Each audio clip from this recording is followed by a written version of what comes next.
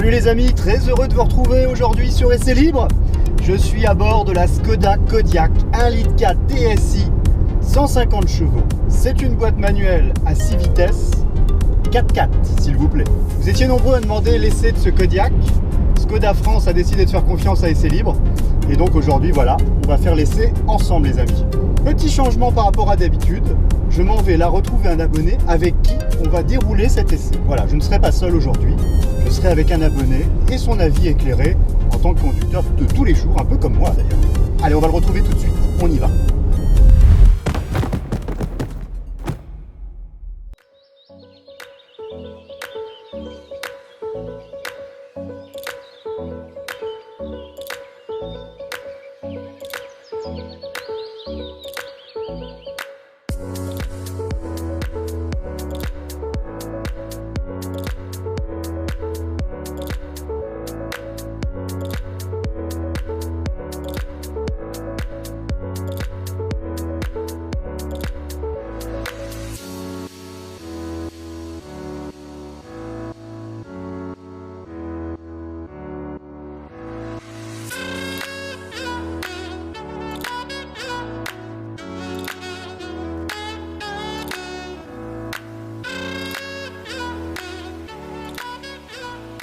Bon les amis, nous voilà devant le Kodiaq et j'attends Christophe qui va nous rejoindre là. On le voit arriver tranquillement en tant qu'abonné Essai Libre. Voilà, donc c'est un peu un nouveau concept de vidéo. Je trouve ça intéressant, c'est une première. Allez voilà Christophe. Salut Christophe. Salut Lilo, comment vas-tu? Bah super, écoute, très heureux de te voir là. Également. Et regarde là au fond, il y a un ours. Ouais. L'ours Kodiaq. Kodiaq en fait c'est ça que ça veut dire, c'est un peu, c'est l'appellation, ça veut dire l'ours. Bon, ouais. l'ours des montagnes. Bah écoute, on va aller le voir. Hein. Il est imposant là comme ça, tout seul dans la rue, hein, tu vois. Ouais, il est assez, dans la nature. En même temps, il est effilé. C'est un grand véhicule. Hein. C'est assez carré, sachant quand même que là à l'arrière, c'est pas mal fait, parce que c'est un véhicule qui peut être jusqu'à 7 places. Et je trouve que l'arrière c'est pas mal. Alors tu vas voir que ce modèle là en fait c'est un 5 places. On n'a pas les 2 places dans le coffre. Mais bon, on va regarder un peu l'extérieur. On va faire d'abord le tour. Tu connais un peu Essai Libre. Oui, tout à fait. Ouais. Ah bon, ouais. C'est pour ça que tu es là aussi. C'est pour ça que je suis ici. Alors moi j'avais lancé un appel sur le groupe Facebook, la communauté Essai Libre. Et puis bah, Christophe était déjà actif, hein, je voyais les likes, les machins. Bon. Et donc bah, voilà, c'est comme ça que tu es arrivé là. Voilà. Cette face avant. Bah, la face avant elle est massive. Et on y voit là tout de suite, le logo il a grossi. Hein. Ouais. Est-ce que tu sais Christophe, la symbolique de ce logo? Est-ce que tu la connais? Noir, des ailes avec une flèche je crois, mais je ne sais plus exactement quoi. Alors bah, c'est intéressant parce que c'est la première fois que j'ai Skoda sur Essai Libre. Donc je me suis intéressé à la symbolique de la marque et à l'histoire de la marque. On a effectivement une flèche ailée avec des ailes. Sachant que c'est pas toujours très clair puisqu'il y a aussi l'histoire de dire c'est une coiffe d'Indien. Ouais, ça y ressemble aussi. Ouais. Ça y ressemble aussi à une coiffe d'Indien avec les plumes ici, un œil, bon. C'est pas très clair, mais c'est plutôt la flèche ailée. Émile Skoda qui aurait créé la marque. C'est-à-dire qu'en 1925, il avait racheté une marque qui s'appelait Laurin et Clément, qui était une marque d'automobile. Et c'est en 1926 que le premier modèle Skoda badgé Skoda est arrivé. Skoda a subsisté jusqu'en 1990, fin des années 80, ça commence à être un peu compliqué pour le groupe, et c'est là où VV est arrivé pour le rachat. Donc depuis 1991, c'est VV qui est propriétaire de la marque. Et voilà où on en arrive aujourd'hui, 2017, le Kodiaq, la progression de la marque et les transformations des logos, parce qu'aujourd'hui il est chromé et noir, à la base il était plutôt vert. Bon, les couleurs vertes sur les logos de voitures, c'était pas forcément top, c'était moyen. Donc avec le temps, ils ont eu ce talent chez VV de faire quelque chose d'intéressant. Bon, donc véhicule massif, ici tu vois, tu as déjà une caméra là, parce que, alors caméra frontale ici quand tu stationnes, et puis également une caméra ici qui fait la reconnaissance des panneaux par rapport à la signalisation de la route, donc double caméra, et là, ici se cache. Ils ont encore du mal à le masquer fortement, c'est tout ce qui est radar, le radar par rapport au régulateur de vitesse adaptatif qui s'appelle ACC dans le groupe. Donc c'est-à-dire que ça calcule la distance par rapport au véhicule qui est devant et c'est même capable de freiner tout seul. Enfin, voilà, c'est quasiment les véhicules autonomes pour demain. Alors ici sur ce modèle, c'est une finition ambition. On n'a pas de feu à LED, on a des feux plutôt ampoule classique. Hein. J'en ferai, je pense, un essai de nuit pour voir un petit peu ce que ça vaut. Parce qu'aujourd'hui, on voit beaucoup sur les voitures modernes des feux full LED. Mais avec cet éclairage classique, on va voir ce que ça donne. Et ici, l'anti-brouillard qui est là, découpé de façon design un peu assez haut, hein, je trouve. La couleur, tu vois, elle est plutôt sympa. C'est un bleu lave, ils appellent ça. Des plastiques. Bah, c'est le style baroudeur SUV, hein, donc on est complètement dans la tendance actuelle, avec des plastiques là autour, jusqu'à l'arrière, on y arrive d'ailleurs. Sur l'arrière, où c'est écrit dessus, il est 4x4. Les petits essuie-glaces, alors moi je me pose toujours cette question là, sur les essuie-glaces. Pourquoi les caches ne vont pas jusqu'au bout de l'essuie-glace? Ça c'est une vraie question. J'ai pas de réponse à te donner. Je ne comprends pas. Et ça c'est propre à toutes les marques du groupe. Ouais, ils arrêtent la baguette ici. C'est un problème de coût, je ne sais pas. Ben, je sais pas, c'est curieux. Niveau pneumatique, parce qu'on n'en a pas parlé. Sur cette voiture, on a une option. Ici, c'est une option. On est équipé de pneus Michelin qui sont en 235/55 R18. Donc, équipement optionnel avec ces 18 pouces. Qui vont bien à la voiture parce que vu la taille de l'engin, c'est pas choquant d'avoir du 18. Hein. Je vais te faire découvrir, Christophe, les petits côtés pratiques. Parce que cette bagnole, elle est bardée de côtés pratiques. Comme souvent chez Skoda. Ah ouais, c'est une marque qui est assez... tu vois le petit détail. Ouais. Ah ouais, Ah, je savais pas moi. Moi je découvre la marque. La première Skoda Superbe, il y avait un parapluie dans le montant de porte. Ah, très bien. Eh ben, tu vas être étonné. Chose qui n'est pas courante du tout. Viens voir. Regarde. T'as raison, sur la Superbe, je me souviens aussi de ça, mais même sur la Kodiaq, eh bien, vous avez le parapluie là. C'est prévenant quand même. Ah ouais. On a... Pas grand chose, mais il faut y penser. Mais il faut y penser. Mais c'est génial. Parce que quand il pleut et que tu sors, c'est là que tu le prends. C'est le meilleur endroit. Sachant que même chez Rolls, ils font ça. Ouais.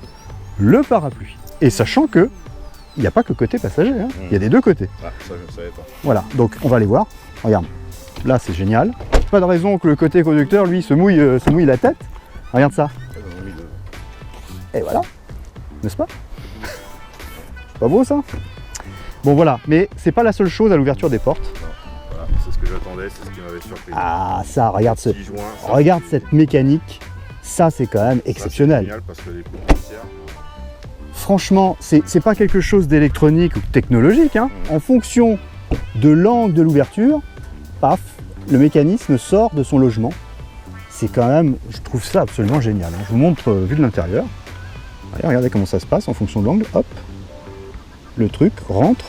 Le truc rentre dans son logement. C'est super bien fait. Hein.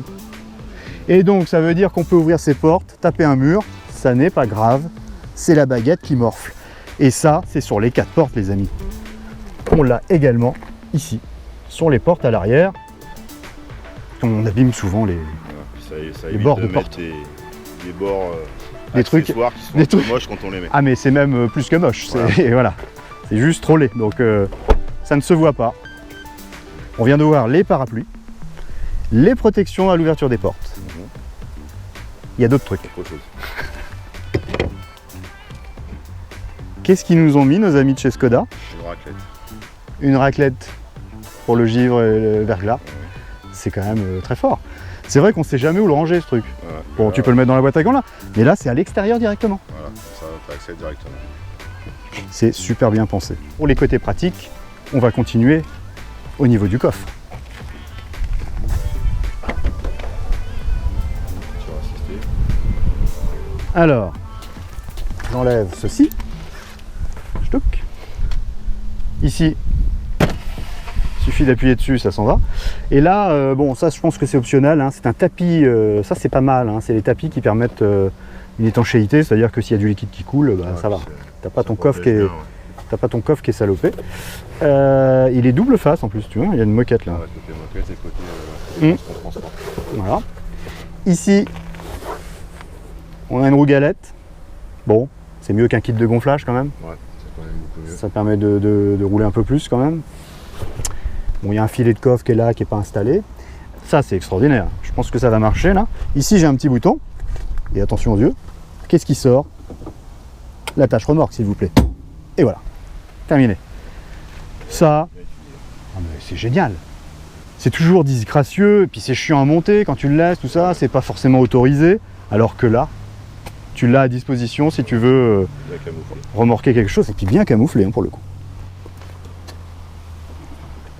Et tu rappuies dessus, et après il n'y a plus qu'à le ranger. Et il est sous le pare-choc. On va aller voir ça. Donc ici, on a une double sortie de peau, mais qui est masquée derrière le pare-choc. Et on voit même pas l'attache remorque, hein, tellement c'est bien planqué. C'est vraiment... Ah oui, non, l'attache remorque, pardon, elle est là. Elle est vraiment bien logée, bien cachée sur le dessous, là. Hein. C'est vraiment pas mal. Hein. Bon, voilà. Bah, bien calfeutré en dessous. Hein. Christophe, on continue dans le côté pratique. Je crois avoir vu. Tu as vu, tu as l'œil de l'expert. Voilà. La petite lampe. La petite lampe, ça sert de lampe de poche, c'est juste l'avant qui s'allume. Et ça, en plus, au-delà de pouvoir extirper l'ampoule, il y a plus fort. Démonstration. Attention. Voilà. C'est aimanté. Si c'est pas malin, si un jour tu as besoin de changer ta roue et de voir clair, c'est très fort. Alors là, moi je dis bravo. Alors Christophe, ce qu'on n'a pas dit, ici on a un coffre qui est énorme pour la catégorie. Ça se voit. Hein. Ouais, on pourrait s'allonger dedans quasiment. Quasiment. 720 litres. 720 litres. C'est-à-dire que pour trouver mieux, il faut aller taper chez Peugeot, et notamment le nouveau 5008. Il fait plus que le Skoda, mais par contre, il faut qu'il enlève ses fauteuils 7 places d'appoint, parce que chez le Peugeot, les fauteuils d'appoint, on peut les enlever, on peut les extirper. Hein. Il y a d'ailleurs un reportage, un excellent reportage sur Essai Libre, du Peugeot 5008 en essai officiel à Lisbonne. Ça n'est pas un 7 places. Pour avoir un 7 places, il y a une option à 800 € pour les 2 fauteuils. Voilà. Bon, c'est pas mis d'origine. Voilà. Ils ont préféré avoir cette politique. Et les 2 fauteuils sont dans le coffre et ils ne peuvent pas sortir, il me semble. Voilà pour le côté pratique au niveau du coffre, sachant que au-delà de 720 litres, tu vois, quand tu veux avoir pour basculer un peu plus, voilà. Et la fermeture du coffre, elle est assistée par ce petit bouton fermeture électrique. Délicate. Ouais. Voilà la petite tirette. Et maintenant, cherche la manette. Ah, ça va, c'est facile. Ça dépend les marques. Et là, bien sûr, ouais, double vérin. Voilà, déjà ça c'est... Le maniaque des vérins, c'est bien moi. J'aime pas quand il y a les béquilles. Mais là, ils ont eu cette prévenance de mettre un double vérin. Et ben, ouais, c'est à l'image de la voiture. Hein. Il y a une place démesurée dans ce compartiment moteur. Hein. Souvent, tu sais, on voit, c'est toujours très serré. Ouais, que là, non, ils ont prévu, oh la vache, t'as de la place encore derrière. T'as de quoi faire. Voilà le TSI 150 chevaux. Et d'ailleurs, il y a tellement de place que ça résonne là quand je parle. Il y a de la résonance tellement il y a de la place. Bon, il n'y a pas trop de cache plastique, ça va un peu. On voit un peu le métal du moteur, donc ça c'est pas mal. Ouais. Et voilà, on a vu. Christophe, le prix de cette auto. Ouais. 31 070 €. C'est correct. Ça te choque pas? Ça me choque pas trop. Ça te choque pas trop. Équipé comme elle est là, les options, bon on l'a dit, il y a des options sur les jantes, 18 pouces, des sièges chauffants, il y a quelques options. Mais en tout cas, prix de base, 1,4 litre TSI, 150 chevaux, boîte vitesse manuelle 4x4, 31 070 € les amis. Non. En plus c'est une 4 roues motrices, donc ça me choque pas par rapport à d'autres concurrents. Oui, c'est une 4 roues motrices, c'est son petit côté plus. Ouais. Et ça marche bien, le 4 roues motrices. Ouais. Alors, les places à l'arrière.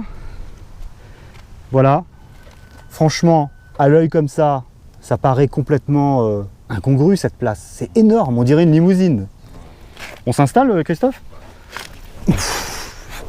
Non mais c'est un truc de fou quoi. C'est pas le confort.